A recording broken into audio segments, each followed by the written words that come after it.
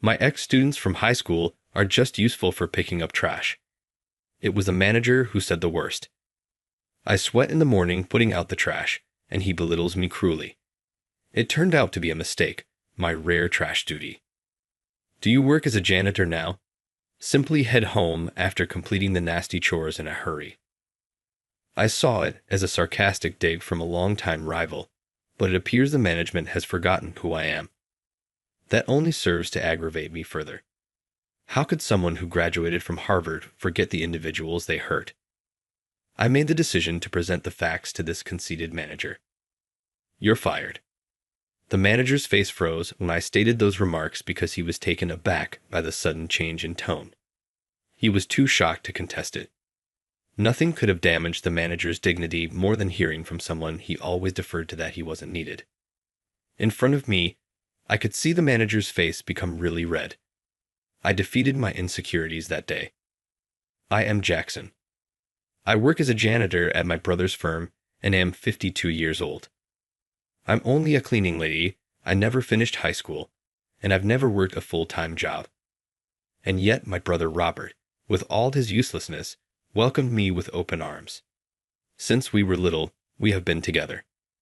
Our well-off, financially secure parents spent a lot of money to make sure we had a good upbringing. Robert lived up to their expectations, but I never could keep up in school or on the sports field. My parents' hopes gradually switched to Robert, and I was all but forgotten. Even though Robert was encouraging and polite, I thought that was embarrassing. You move at your own speed. Don't stress over it. I never saw any progress, even with tutors and extracurricular activities. I was so frustrated that I was unable to accept what my brother had said. Upon realizing that I would never be able to match Robert, I quit trying to study and left middle school. My brother went to an exclusive institution and developed his academic record over time. But I had no luck in the employment market. An employer would never take on a high school dropout. It was unbearable to be a shut-in at home and to hear out my brother's accomplishments. I began to regret my existence. Eventually, when I was in my 40s, our parents went away from disease. My brother extended an offer to hire me as a janitor at his business. If you're okay with it, why not try working here?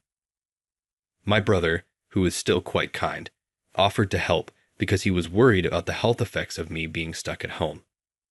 I accepted, feeling both happy and frustrated at the same time. I reasoned that it was better than doing nothing after our parents passed away. But when I joined, I was thrust into an unanticipated inferno. Cars are sold by my brother's company. Cleaning the office and the car storage places is part of the job description. To help me out, my brother employed me without disclosing our relationship. I was starting to get used to the job when something happened that completely threw me off.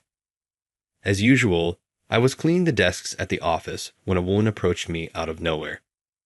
The place you clean has an awful stench.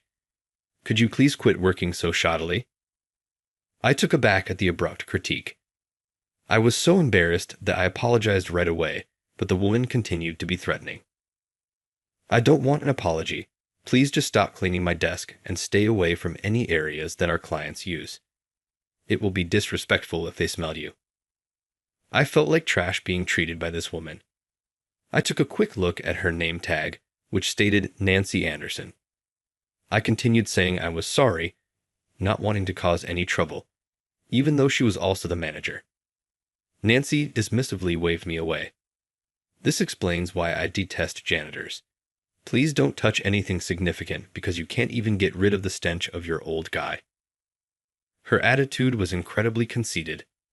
I controlled my growing rage and completed my daily tasks. She was an exceptional Harvard graduate who had recently been promoted to manager, which I later verified with my brother. I was thankful for my job, but I couldn't stand to be treated like garbage. I was told I smelled horrible when I was cleaning the other day. My day was destroyed by her constant criticism, even after I apologized. My brother gave a deep, heavy sigh as I told him about the rough treatment. Once more, she is incredibly talented, but she has a severe personality disorder. Her upbringing in a harsh environment has made her reject anyone she thinks is flawed. It's preferable to stay away from her because of the numerous accidents that have occurred in the organization. It was obvious that my brother was having problems and needed help. The worst feeling is when someone with an accomplished career disparages you. Why did I have to put up with this abuse when I was simply doing my job? Sensing unfairness, I returned to work the following day, only to have the manager face me once more. Despite yelling at me to leave my desk yesterday, my trash wasn't picked up. Now she was whining about the trash not being picked up. There is a tiny trash can on each desk for modest paperwork waste. After an incident in which crucial documents were thrown into these bins, the corporation decided that each employee should be responsible for handling their own trash. The manager, however, was incensed over the uncollected rubbish. It's the rule that individuals handle their own trash. I apologized profusely, not wanting to incite any ire, but the manager refused to back down. Rather, she escalated her aggression. Are you paid, correct? You ought to give to those of us who earn the highest income. Or do you believe you can handle my work? High school dropouts should do this kind of work. Dropouts should handle dirty work. Her remarks wounded my heart because I dropped out of high school myself. People in this country despise those without formal education or employment background. It has to do with corporate policies, not status or education. There was an issue recently when significant documents were discovered in the garbage. Everyone needs to handle their own garbage in order to stop this. She ought to be aware of this matter as a manager. She could not have been unaware of it. But she started to fabricate her own narrative of what had happened. Obviously, I'm aware of it. I don't care that some of our staff look to be stupid. I would never commit such an error. Are you accusing me, or what? She looked at me like I was accusing her, and her absurd reasoning, that rules didn't apply to her, because she didn't make mistakes, was astounding. What a nasty custodian. How is this dirty, useless man allowed to work for the company? You can be fired at any time by my simple command. Follow orders without hesitation. She said whatever she wanted, not realizing that I was the brother of the CEO. How she interpreted events to fit her narrative eluded me. Reluctantly, I promised to pick up her trash because I understood there was no use in explaining company policies to her. That day, when I told my brother about the incident, he appeared contrite. I apologize for the hassle. Nancy may be trying to get at you. She may be intentionally targeting you out of revenge. My brother expressed regret, but I thought I ought to have apologized first because I believed my incapacity was bothering and creating issues for my brother. It was really uncomfortable for me. I began to feel that as a recent high school dropout, it might be best for me to give up my job. At that moment, my brother made a surprising suggestion. It's not necessary for you to tidy the main office right now. Consider working somewhere else. We'd intend to shortly open a new office. The abrupt idea of a transfer stunned me. A cleaning staff member, such as myself. Surely this is a joke. My brother claimed that there was an extraordinary labor shortage. Even basic things, he argued, would be beneficial. I would be moving to a regional office, thanks to my brother's quick thinking and the changing times. I had assumed that my brother and other highly educated individuals would be understanding until that point. I learned from talking to that management that it might not always be the case. The reason my brother was so incredibly wonderful was because he was my sibling. When I realized this, I was once again grateful that he had hired me. After 10 years, I made my first long overdue visit to the main office. I thought about the office and how it had not altered throughout the years. I am in this position now because I was a janitor here. While I was taking out the garbage and reflecting, I happened to run into Nancy, the notorious manager. She said something familiar, but in rage when she noticed me carrying the trash bags. High school dropouts are only good for taking out the trash. It was she who spoke the worst. I was sweating in the morning, bringing out the trash, when she cruelly made fun of me. It turned out to be a mistake, my rare trash duty. And more janitor. Simply head home after completing the nasty chores in a hurry. I took it to be a sarcastic remark from a longtime rival, but the manager didn't seem to recognize me. That infuriated me even more. How could someone who graduated from Harvard forget the individuals they hurt? I made the decision to tell this self-centered manager, "You're fired." The manager's face froze when I stated those remarks because he was taken aback by the sudden change in tone. She was told she wasn't required by someone she usually denigrated, and she was too shocked to protest. There was nothing more damaging to the manager's ego. In front of me, I noticed her face getting really red. "Janitor, don't get arrogant. Are you aware of who I am? This company employs me as a manager. I have the power to terminate you if I don't like you." She had told me the same thing once before. She had obviously forgotten all about me. Not only that, but she had overlooked the most recent alterations to the organizational chart. "I apologize, but a manager lacks that power. It's you who is at fault. A month ago, we made everyone aware of this. Did you fail to verify?" The manager seemed perplexed when I pointed out her error, seemingly unaffected by my assurance.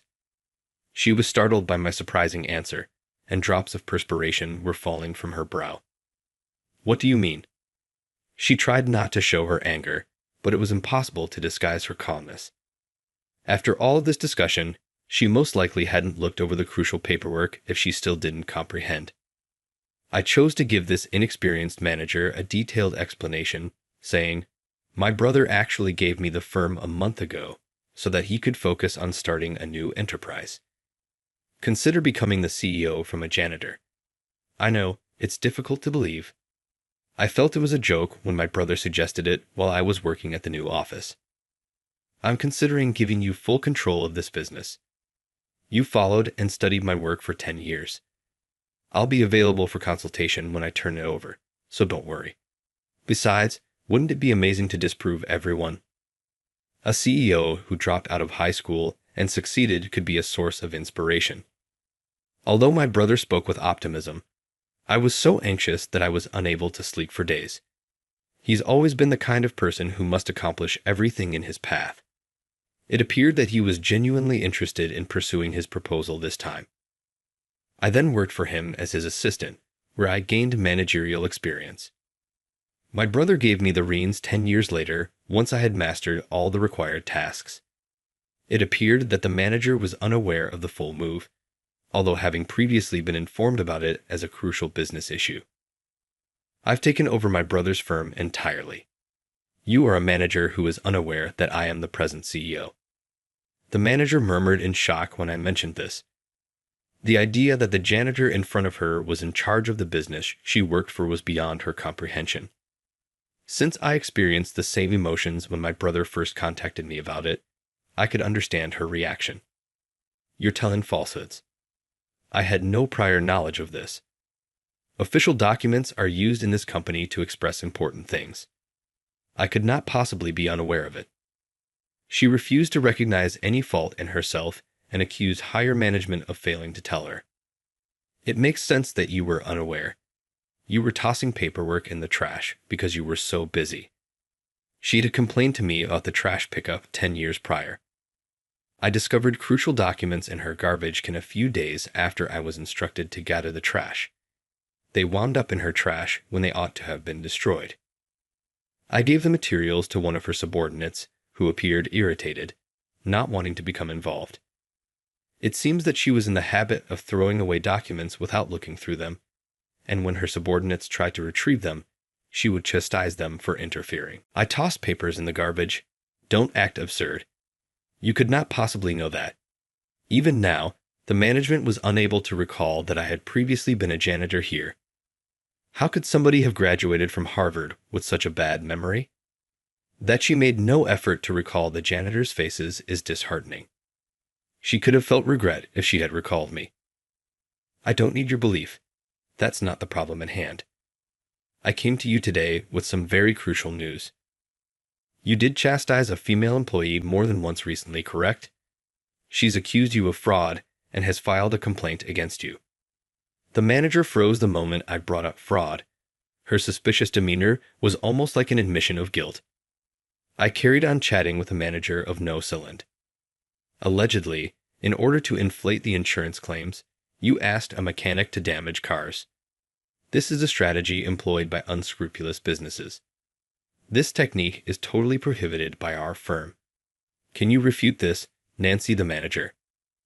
Depending on the degree of damage, the sum for cars that are damaged may vary. Elevating the harm could result in increased earnings for the sales company, a strategy that had gained notoriety. This was a habit that my brother abhorred and had outright forbidden. However, considering that the manager disregarded the regulations regarding waste, she had clearly broken this one. It did not surprise me. That's not anything I would ever order. She was perspiring heavily as she continued. That employee is lying to frame me. Desperately, the manager refuted the charge. The manager would never acknowledge anything, no matter how much I asked.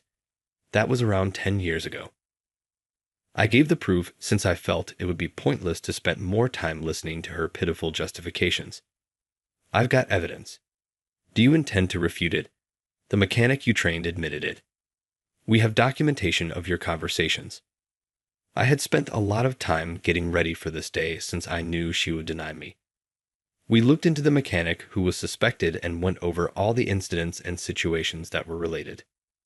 This is a dream, a nightmare. Considering how well things had gone for her up to this point, the shock was great. The manager, unwilling to face reality, muttered that it was a dream, a delusion. I was meticulous in my preparations because I had been wronged by her before. All of this was done to exact my retribution today.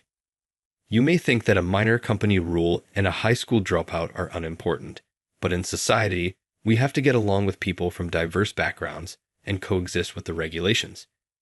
You didn't accomplish that. She shook and fell to the ground as I showed her the mechanic's photo on my phone. I was prepared to play the taped evidence if she would not acknowledge it.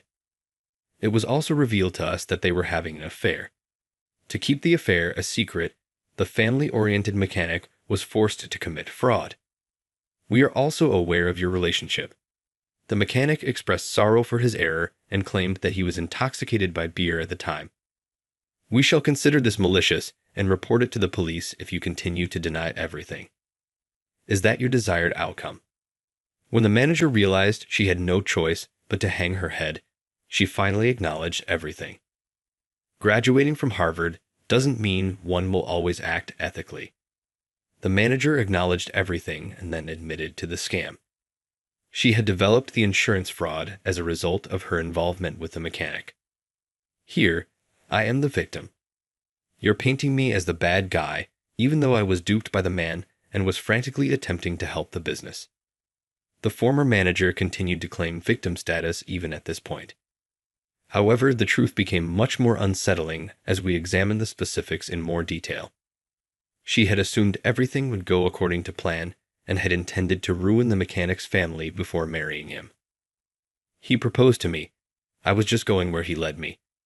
So that implies that it was agreed upon. It appeared as though she would consider it excused if it was consenting. The person in charge did not know how to respond to her absurd explanation. Being overly intelligent could lead someone to believe that social norms, as well as business policies, are limitations. The manager received disciplinary action after confessing. The former manager's tragedy didn't end there. Her family turned out to be very loving. Following this discovery, she filed for divorce, giving her ex-husband custody of their kids. She was hospitalized in a psychiatric center due to acute emotional discomfort brought on by the succession of catastrophes. Although one may never be sure where life will go wrong, one thing is certain. Everyone must follow the laws and assume equal responsibility, regardless of intelligence. In a society where everyone is equal before the law, education and employment history are irrelevant. I believed that the ex-manager, who had always placed the responsibility elsewhere, needed to know what it was like to be in the miserable situation she had once denigrated. Things became stressful after coping with the prior manager's penalty, but we made it through with my brother's assistance. I couldn't let the business my brother had fought so hard to establish to fail. I put forth a lot of effort to rebuild our reputation and win back the trust of partners and clients. It was hard every day. In contrast to earlier, I had never had the opportunity to shine myself and had only ever heard of my brother's accomplishments. It's why I enjoyed being busy. I got a job, assumed leadership, and achieve outcomes. I accepted it, even though most people would find it overwhelming. My brother said that I was even better than him, praising my diligence. I'm happy I gave you the company. I'd appreciate you defending the business I founded. As soon as I heard the term family, I was pleased. The person who had always given me the most anxiety was now thanking me. It was my brother. His gratitude made me feel even more satisfied. I wanted to excel and to be of value.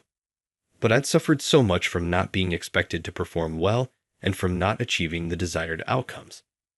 I shed happy tears as the years of hurt feelings seemed to pay off. I ought to express my gratitude to you. I'm grateful that you are my brother. We both cried together like kids, both in our 50s. I wish to carry on the business with my beloved brother going forward. I'm considering taking a significant step to propagate my thought and get greater exposure because I've been rejected by society. I promise to improve society.